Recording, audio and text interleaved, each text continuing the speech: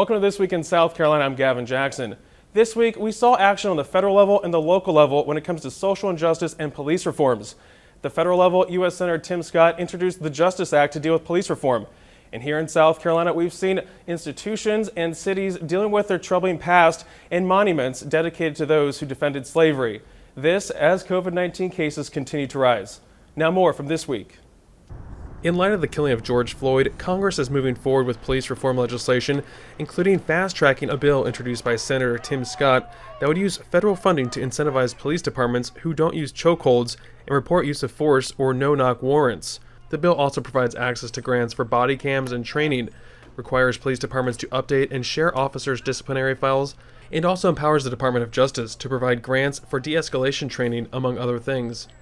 Too often we're having a discussion in this nation about, are you supporting the law enforcement community or are you supporting communities of color? This is a false binary choice. The answer to the question of which side do you support, it's I support America. And if you support America, you support restoring the confidence that communities of color have in institutions of authority. If you support America, that means you know that the overwhelming number of officers in this nation want to do their job, go home to their family. It is not a binary choice. In Charleston, the city's downtown skyline is set to change. Mayor John Tecklenburg announced that the city would be moving the monument of John C. Calhoun, a statesman and slave owner whose racist behavior, including calling slavery a positive good in 1838, overshadowed his achievements. That we are taking this action only after careful consideration of the facts of Mr. Calhoun's life, the explicit duty of care that our city assumed when it formally accepted ownership of the statue in July of 1898. And that is why today I will be sending to this city council a resolution calling for the relocation of the Calhoun statue to a local museum. The mayor said legal counsel does not believe moving the statue, which the city owns on private property, would violate the controversial 2000 Heritage Act. Well, folks, this is not a war memorial. This is not a war memorial. And ironic, by this action, I believe we bring peace. Joining me now to discuss the landmark Supreme Court decision on LGBTQ employment rights is USC law professor Joseph Seiner. Professor, welcome to the show. Oh, thank you. It's a pleasure to be here. I really enjoy this program, and it's wonderful to have the opportunity to be on today. Well, perfect. We got the right person for the show here. Professor, let's just jump on into this case, Bostick versus Clayton County, Georgia, and just how big of a case this was. We heard the decision come out from the Supreme Court this week. I want to know just a brief overview and just why this is such a monumental decision. Well, it's a huge case because there's a lot of uncertainty in the lower courts as to whether or not sexual orientation and gender identity were protected categories under civil rights law for purposes of employment. So essentially, prior to this decision, it was acceptable in a number of jurisdictions for employers to terminate somebody simply because you were gay or simply because of your gender identity. And it's clear now after the Supreme Court decision that that's no longer the case and that employers can be sued in federal court for those types of adverse employment decisions. And so what was the situation in South Carolina? How did that apply? How does that change things here in South Carolina? Well, South Carolina had no state law, so there were about 21 jurisdictions, depending upon how you read them, the laws in those jurisdictions, states. That protected individuals on the basis of sexual orientation. And South Carolina was not one of those states. So it really changes the law for employers, all employers in the state of South Carolina. So now if they fire somebody or they discipline somebody or they harass somebody because they're gay or because of their sexual orientation, they can be sued and ultimately lose in federal court. The one thing I would note in South Carolina, as well as elsewhere, federal law only protects employers that have 15 or more employees. So for smaller employers or businesses like maybe dental outfits or small medical groups, they still may not be covered by these types of laws, but for the larger employers, they're the ones that really need to worry about this. And what was it like in South Carolina prior to this decision? I know you just kind of overviewed that we didn't have this protection. What was the recourse for an LGBTQ employee who was discriminated against by their employer? What kind of recourse did they have? Did they have any recourse? None. So basically, you had no recourse. An employer was free to take an adverse action against you unless you lived in a city that might have an ordinance that would prohibit that, or certain policy protections. But by and large, there were no protections prior to 2 days ago. Wow. So just one less way to be discriminated against, at least in the workplace, it sounds like. But how prevalent are you aware how prevalent this issue was, at least in South Carolina? Do we see a lot of these cases? Did a lot of employers just maybe take it upon themselves to use their own language and their policies to make sure that they weren't discriminating against people based on their sexuality or their gender identity? Yeah, that's a great point. And by and large, I would say most employers were not discriminating on the basis of, gender identity or sexual orientation. However, now they really need to worry about it. At the same time, they didn't need to be concerned about any type of litigation. So from a best practices standpoint now, what they really need to do is be proactive to change their policies if they don't include these protected categories, to update that, to do a lot of training in this area to make sure that other employees that they may not even be aware of aren't making jokes or discriminatory comments or harassing them in certain ways. Because now they have to worry about fighting this type of litigation that would have been just dismissed outright had the claim been filed. Yeah, and again, one of those things like we've heard so many times that you can be married on a Sunday, then fired on a Monday. No longer the case in South Carolina or anywhere in the United States. But do you know if it was a really prevalent problem here in South Carolina when it came to discrimination along those lines? It's a little bit of who you talk to. It's impossible to know for sure because since you didn't have a cause of action, no one was filing the case. Mm-hmm. So I do think there was a lot of concern about it happening in South Carolina, as well as across the whole Southeast, that this type of discrimination was going on, whether overtly or perhaps even unconsciously in some cases. Mm-hmm. So it resolves the issue. And it makes for employers, in some ways it's good because employers that may have businesses scattered across the country, now the law is very, very clear in this area and it makes things a lot simpler. One other point that, a couple of quick points. One is that this was a surprise decision. Yeah, I was going to ask you about that. It was very conservative court and 6-3 ruling. Yeah, and I think there's a jump to extend this to other areas beyond the employment setting. And I think you have to be careful with that, particularly with the lineup of the judges. I think with 2 conservative justices joining this decision, I think they were doing it primarily in the way the law was written. I mean, just going back to basics. And, my opinion on the way the law was written on its face, it just was pretty clear that it protected these groups. And with that in mind, I think you'd have to be really cautious to say that this goes beyond employment and into other areas like housing or other industries. And that was a concern too. I mean, they're seeing this as a watershed moment, but really just trying to apply this to employment at that point, right? That's what Gorsuch was kind of trying to make the point. He was worried that this was going to lead to problems with bathrooms, locker rooms, all that, but really they're really trying to make this just deal with employment. And not even all employment employers. I mean, if you have 15 or more employees, you're a relatively large business, and you can, certainly prevent this type of discrimination. One last point, if I have time. The Gorsuch and the court is very clear to leave open the possibility of an employer objecting on religious grounds. And so that's like, stay tuned, coming to a court near you as to whether or not an employer, if they say, hey, look, I understand that this is the law, but it's also my constitutional rights to express my religion.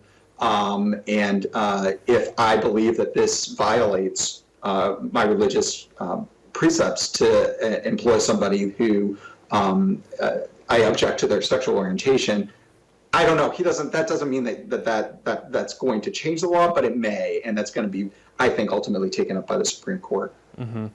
Very interesting there. Yeah, a 6-3 surprise decision, like you said, a monumental decision, and one that, again, makes everyone on the court, like Justice Kagan said, a textualist. You know, they're all textualists now, reading into that, the rule of the law as it's written there. So it'll be interesting to see the ramifications of that going forward. But again, Professor Steiner, thank you very much for joining us on This Week in South Carolina. Okay, it's been a pleasure. Thank you so much. And joining me now to discuss the state of COVID-19 in the state is Dr. Brandon Traxler. She's a physician with DHEC. Doctor, welcome back. Thank you. Thank you for having me again. So we're about 100 days into this pandemic, at least in South Carolina, since we had our first 2 cases. We're now at 20,000 cases this week. We've seen record-breaking cases the week before, with about 4,500 cases last week specifically. How worrisome is this to you, to DHEC, when we look at public health in South Carolina at this point? So we are concerned by increasing case counts. We want to see the numbers doing the opposite. We want to see those trends going downwards. And as you pointed out, last week we saw some of our largest case counts in single days that we've had so far in the pandemic. And so we really just encourage everybody to please keep doing it. We know it's not easy. We know we're all tired of doing it, but doing that social distancing, really just when you're around other people outside your household, take a few steps back further apart than you normally would. Try to get that 6-foot distance. Wear masks anytime you're out in public or around other people. And really just avoiding the large group gatherings. So it sounds simple, but those are our best tools against this virus. And when we talk about large group gatherings, is that what's been spawning a lot of this? Obviously, these numbers really kicked up after Memorial Day. What role did that holiday weekend play? And going forward, do you feel like that maybe our guard has been let down because of the reopenings going on in the state? I think that we just continue to observe overall people doing a little bit less of the social distancing and less mask wearing for whatever reason. And so, it comes back to, again, that what sounds simple, but that main message that those are our best weapons against the spread of this disease right now. And so, this isn't the time to be letting our guard down, as you said, for those things. But we did see an uptick after Memorial Day. So is that something you guys can point to and say, okay? The timing, I mean, we cannot for certain link it, with absolute certainty, but the timing based on how long it takes between an exposure and to get sick, we did start seeing that increase at the appropriate amount of time after Memorial Day. However, it's continued since then pretty constantly. And so I don't think we can point to any one event or one holiday.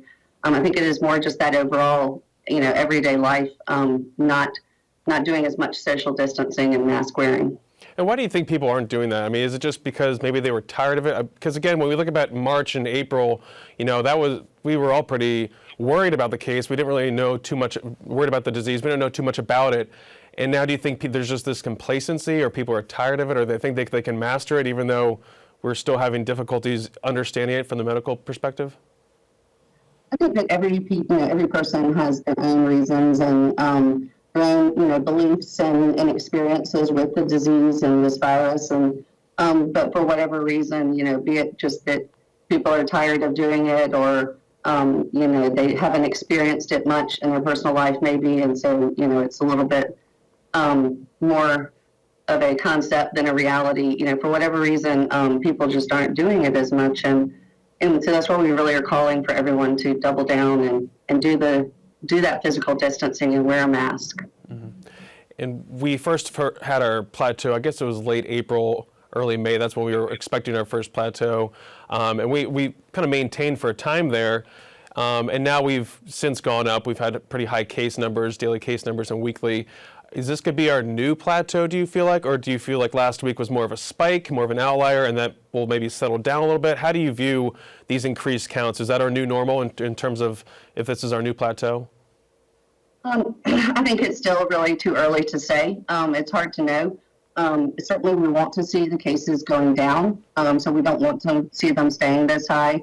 And, South Carolinians did such a good job. I was so proud of us, honestly, as a native South Carolinian and resident, my whole life. I was really proud at the great job we did with flattening that curve, as you pointed out back in April and May. And Dr. Fauci, as you know, when he testified before the Senate, he pointed out South Carolina is really doing a great job. And So we just need to, as I said, double down on that.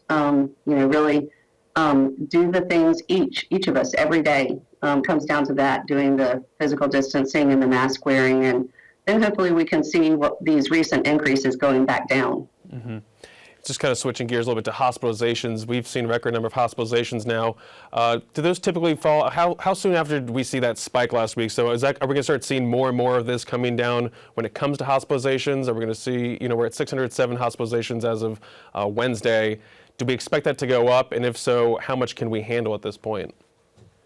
Sure. So we do typically expect a week to 2 week lag, probably closer to a week for hospitalizations between case counts correlated to hospitalization counts. And that is because with this virus and this disease, often it will be almost a week into it before somebody, potentially needs, and not everybody does, but plenty of people do need to be in the hospital for care. And so that's why it'll be sometimes that week or so lag between when the case is reported and you're diagnosed and when the hospitalizations will reflect that. Hospitals, prepare for this. They all have excellent response plans. They all have plans in place. I mean, even before this whole pandemic began, for how to increase their capacity and how to handle, an extra number of patients. And so I'm confident in their abilities. And do you know for certain if maybe if a patient goes into the hospital for, any number of issues, a stroke, heart attack, or something like that, if they get tested for COVID-19, do they get counted as a COVID-19 patient at the hospital too? When we look at, I think people think COVID-19 hospitalizations, we're talking about specific to the disease, not necessarily as, another symptom of another problem that they're at the hospital for. Do you know if that's differentiated? I am not absolutely certain, but I believe it is number of patients who have tested positive, that are there. Those numbers for us come from the hospitals themselves. Mm-hmm. I will also say that there may not be what seems to be a link between COVID-19 and some of these other conditions like a stroke or heart attack. But sometimes there are. We still are learning a lot about this virus and how it affects the human body and what all kind of effects and conditions it can cause. And so, certainly there have been cases, reported worldwide where strokes have actually been due to COVID-19, they've discovered. So, mm-hmm. It's not a crystal clear black and white there because there's often some overlap. Yeah, I guess I'm just wondering if they test everyone that comes in who gets admitted for COVID-19, and if so, do those patients get marked as a COVID-19 patient? I have not heard of hospitals doing just, massive testing of every single person that gets admitted to the hospital. Gotcha. And then when we talk about testing, we have seen obviously the increase. We've seen a big ramp up there. Are we on track to meet those testing goals for the month? And how do you see that testing strategy going forward beyond June?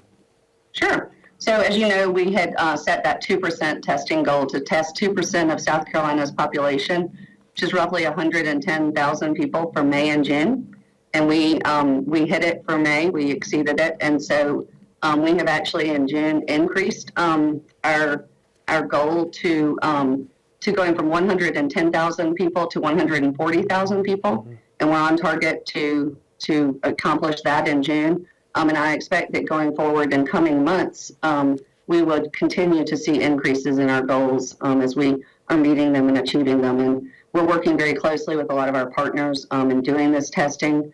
And I really give tremendous appreciation to them. Also, the South Carolina National Guard is helping us work with rapid response testing teams. So when we see, hotspots or areas where that may not have as much access to testing where it's needed, they very much, help us go in quickly and set up testing events. We have, I believe, 85 mobile or pop-up testing events scheduled from now to mid-July.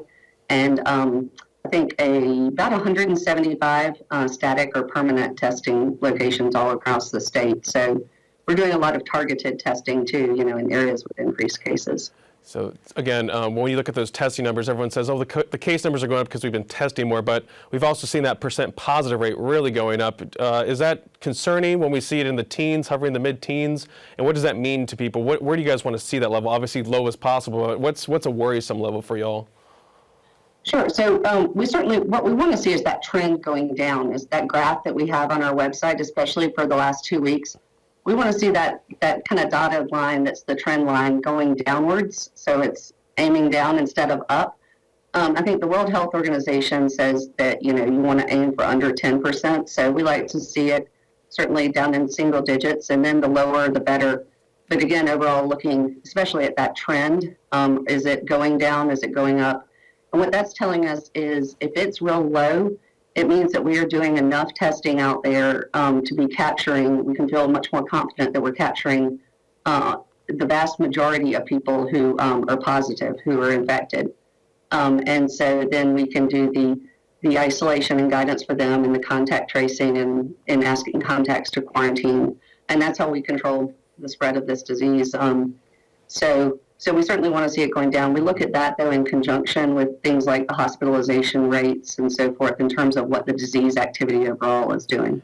And just with about 30 seconds left, Doctor, I want to ask you about when we look at the death rate. The death rate, for the most part, seems like it's been sadly maintaining at a steady rate, and it's actually just really dramatically dropped last week too, especially when we see the high case counts. Obviously, you're saying there's different lags there with the ramifications of higher cases, but I'm just wondering, what does that say to you? How's that death rate actually been steady and lowering? Is that because of maybe better treatment options? What are you guys seeing or hearing from hospitals and doctors on the ground? Excuse me. So one thing is we do have providing to the facilities, hospitals all across the state the drug, the remdesivir, that the FDA has given emergency use authorization for. I don't know how much we can attribute to that. We also are seeing and hearing about the numbers of patients being younger.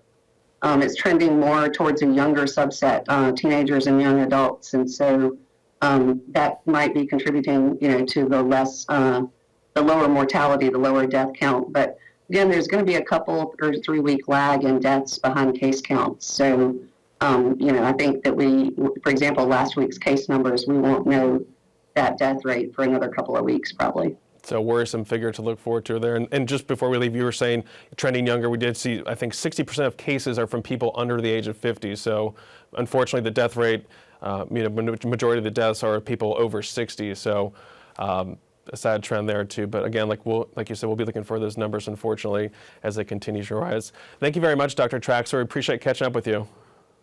Thank you for having me again. This week marked 5 years since we lost 9 black parishioners at Mother Emanuel AME Church in Charleston at the hands of a white supremacist.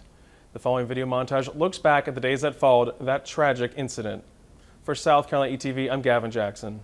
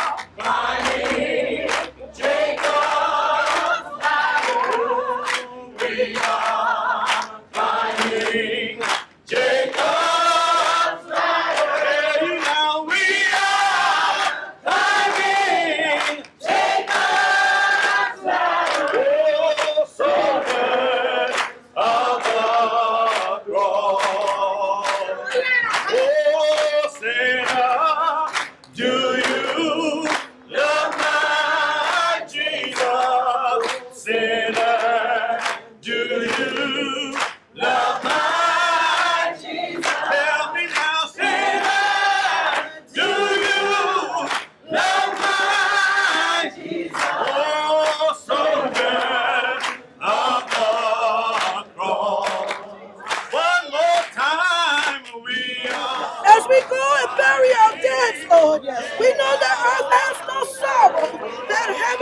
body. We know that absent from the body, present with the Lord.